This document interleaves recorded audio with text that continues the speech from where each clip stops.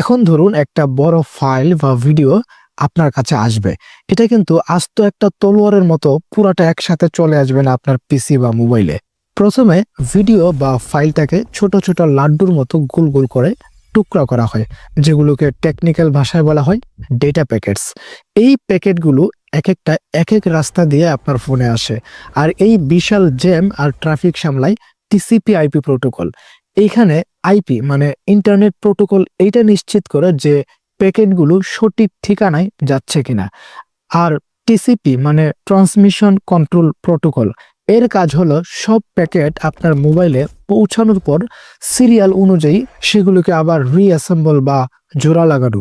যদি একটা প্যাকেটও মাঝপথে করাপ্টেড হয়ে যায়, আপনার ডিভাইস সাথে সাথে সার্ভারকে ফিডব্যাক দেয়, বস 5 নাম্বার প্যাকেটটা তো পাইনি, ওটা আবার রিসেন্ড করেন। সব টুকরা যখন ঠিকঠাক জোড়া লাগে, তখনই আপনি একটা ভিডিও বা একটা ফাইল নিরবিচ্ছিন্নভাবে দেখতে পান। আর এইভাবেই ইন্টারনেটের সকল ডেটা কাজ করে।